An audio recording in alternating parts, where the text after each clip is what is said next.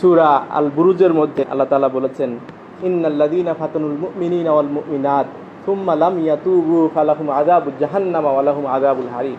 নিশ্চয়ই যারা মুমিন পুরুষ এবং নারীর উপর নির্যাতন করেছে অতঃপর তওবা করে নাই, তাদের জন্য রয়েছে জাহান্নামের কঠিন শাস্তি। যারা আমাদের এই আন্দোলনের কর্মীদেরকে শুধুমাত্র আল্লাহর প্রতি মানানোর জন্যে, আল্লাহর পথের সৈনিক হওয়ার জন্য তাদের উপর নির্যাতন করেছে, তাদের জন্য পরকালে সেই শাস্তি অপেক্ষমান রয়েছে। তবে আমার খুব মায়া লাগে, যারা আমাদের উপর নির্যাতন করেছে তাদের প্রতি আমাদের প্রতিশোধের একটা স্পৃহা আমাদের কাজ করে। প্রতিশোধ আমরা নিজ হাতে নিতে চাই না, বিচারের মধ্য দিয়ে ওটা আমরা চাই, কিন্তু সাথে সাথে মায়া লাগে যে সেই পরকালের কঠিন আযাব কীভাবে করে তারা সহ্য করবে।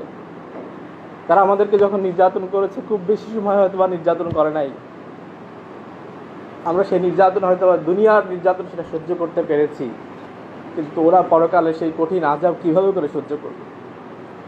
এই জন্য আমি অনেক ভেবেছি এবং তাদের জন্য আমার প্রত্যাশার জায়গা হচ্ছে, গভীরভাবে চাওয়ার জায়গা হচ্ছে, ওদের জাহান্নাম থেকে বাঁচার একটা রাস্তা রয়ে গেছে, আল্লাহ তাআলা সেই রাস্তাটা দিয়ে রেখেছেন, সেটা হচ্ছে তওবা করে ফিরে আসা। যদি তারা তওবা করে ফিরে আসতো কতই না ভালো হতো।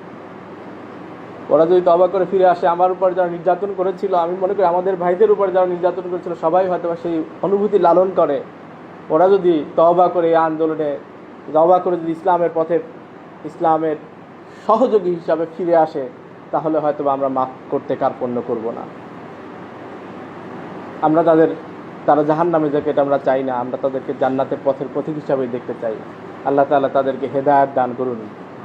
আর যদি তাদের হেদায়েত না থাকে, তারা যদি এভাবে করে নির্যাতনের পথে উপরেই অটল থাকতে চায়, তাহলে আল্লাহ তাআলা তাদেরকে স্তব্ধ করে দিন।